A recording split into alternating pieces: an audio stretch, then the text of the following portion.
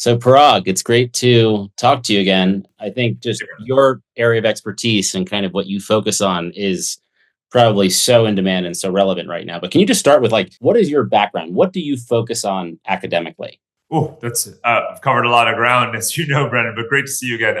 Geography. Look, the my passion, my middle name is geography. At the end of the day, it's what I care about most. It's what I've been studying since I was a kid, and really the intersection of complexity and geography is what's given rise to the particular type of books that I've written. How do megatrends play out, literally in the physical world, and whether that is imperial dynamics or whether that is climate resilience, right? There is fundamentally, you can geocode these trends and then try and make predictions on how they're going to play out. So that's why AlphaGeo was founded, is to kind of predict, not only to measure the resilience of places and to predict how those places are going to respond to shocks, whether it is climate or conflict or migration. And so, obviously, very topically and kind of very relevant way, we are now dealing with these very tragic LA fires, and they're not even in the past tense. I just learned today there's another, really devastating fire. People are trying to make sense of this, and they're trying to understand how to think about this. And as you think about this from a demographic standpoint, what is the major instructive lesson here that you think people should be reflecting on? A lot of people would say that the sin is crowding into high risk areas, and that climate change itself is not the key driver of all this damage. It's our increasing concentration into places that were already known to be high risk. But that's a well-worn argument at this point. That doesn't mean that you're going to see people leave LA, right, in large numbers. So I want to focus on how we think about risk. What we don't do a good enough job at doing is measuring the resilience of the place, the capacity of the place to defend against or prevent those risks from becoming material. And so I think that if we had looked at the Pacific Palisades area and said, yes, of course, there's a fire risk, and yes, that risk is amplified because of heat stress, drought, strong winds, and other factors that are related to some degree to climate.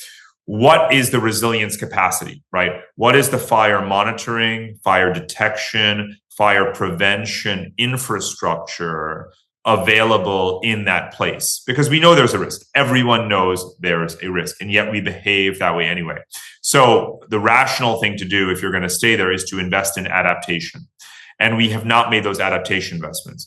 In our software, we just look at places like Pacific Palisades and we say, look, again, presence of fire detection, prevention, and response measures is inadequate to the heightened risk.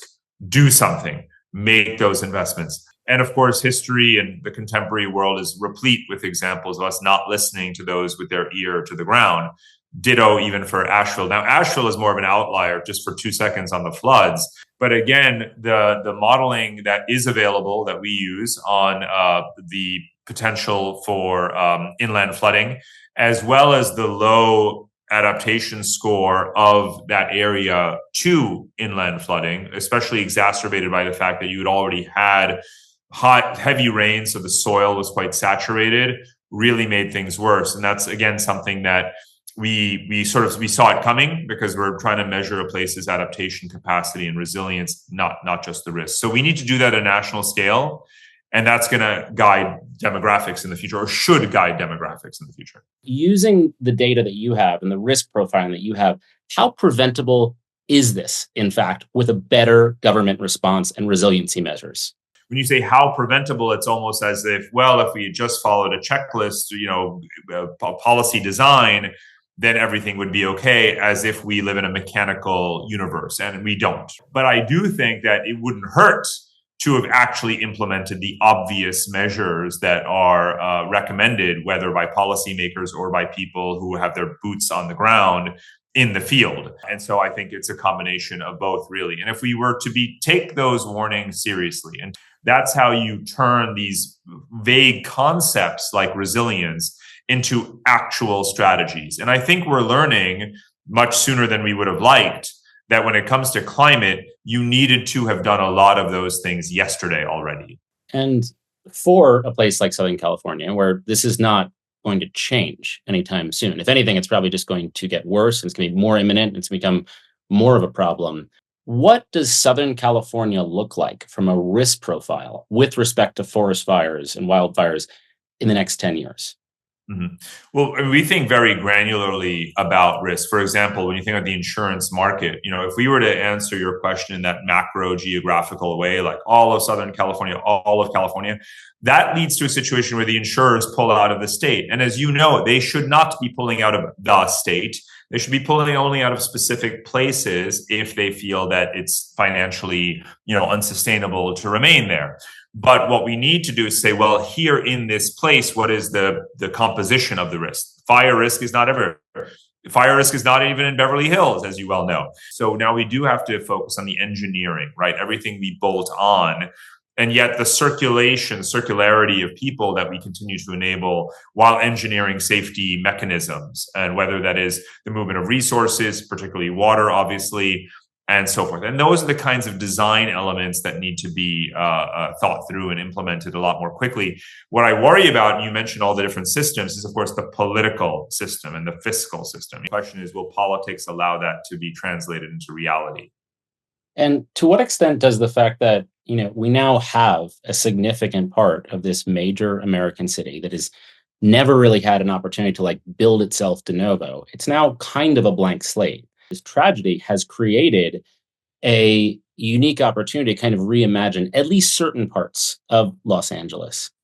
I guess when you think about that, are there examples of cities that have responded similarly to what just happened and use this to future proof themselves? Is there an opportunity embedded in this crisis for Los Angeles long term? When it comes to the US and you look at post Sandy, Lower Manhattan, or 9/11, when you're thinking about complex systems, it's not just to fight the last fire and respond to the last risk, right? And fight the last war, so to speak. It's also about what would be the optimal design for the future. So, for example, the whole, I don't want to call it a meme, but the whole trend around saying we need more walkable communities and so forth, and multifamily zoning and all that kind of stuff that came after 9/11. We weren't thinking about that when we redesigned Lower Manhattan. We were thinking about architecture and the business community in particular. So you need to have a holistic frame that says, how do people want to live? How are they going to live? Not just in response to a security threat or a climate threat,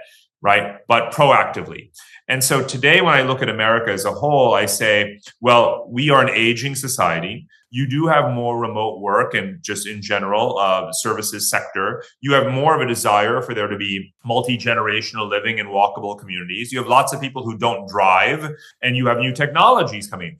If you really want to start from scratch, in the spirit of your question, which is like a brilliant question, in the spirit of that question, if you really want to start from scratch, you'd say, how do I put it all together and do master plan communities in which not everyone has to drive, in which you have schools and medical and retail and multifamily and all that stuff co-located? How many of those, Brendan, you are absolutely an expert on this. In all of America, how many mixed-use, multi-generational, master plan, all-inclusive, quasi-driverless communities are there to suit the American way of life from the year 2025 to 2050? My answer would be zero. None come to mind. Exactly zero. And what I would want for America's families is to be able to go through that exercise collectively. But you had the right gesture, zero right now. Yeah. So the answer to your question, I don't think is just LA, but as you know, new cities don't solve the problem because their aggregate population or even specific population is very small compared to where Americans are today. So adaptation investments based on the specific characteristics of LA, of New York, of New Orleans today is how you actually help to future-proof America today. I feel like when you always do the forensic, backward looking, it looks like there was such negligence and it was so avoidable. Like this was so inevitable and therefore so avoidable and preventable, and yet we didn't. And that feels to be like the recurring, extremely depressing and sobering message on the other side of these crises. And as someone that looks at this and thinks about this and studies this, I guess I just have to ask, like, what are the other very obvious but yet specific instances where we are not thinking through all near certain crises, climate crises that are imminent for our cities and our citizens? Yeah. I mean, by the way, just a meta point, a big part of adaptation is prevention, right? Don't let it happen in the first place. So when you know the winds are strong, why don't we already have 5,000 cameras already planted on towers and trees? I Yeah, would say water. just Yeah. just as an Yeah. aside on that, I mean, when I saw this, I was like, I mean, why does LA not have like the equivalent of the Iron Dome for fires? Like, meaning, Totally. I know that's kind of being a little quick and trite about how to do this. It's very complicated what I'm saying, but there are brilliant people out there. That has to be a possible thing to do.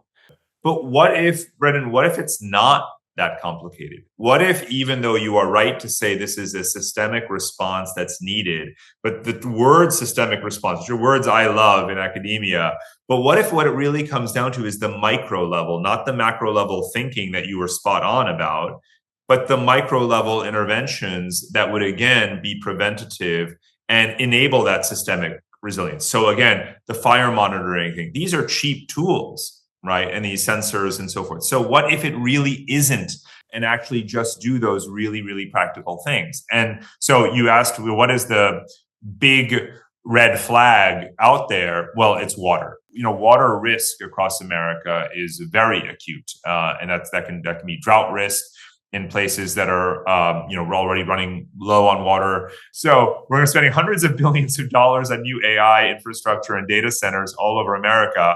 And a lot of it may be going into places where we don't even have adequate water. I'm looking at you, Phoenix, right? And where water has basically been financialized in such a way that it's on paper guaranteed for both commercial and residential and agricultural purposes, but in fact, it's not. There's a lot of, again, paper agreements there that don't really match the underlying reality.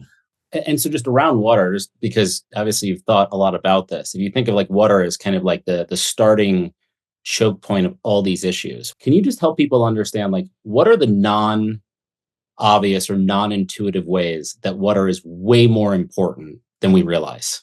Oh my goodness. Well, I mean, one was what we were just mentioning earlier, which is industry, right? People don't think of the data center industry.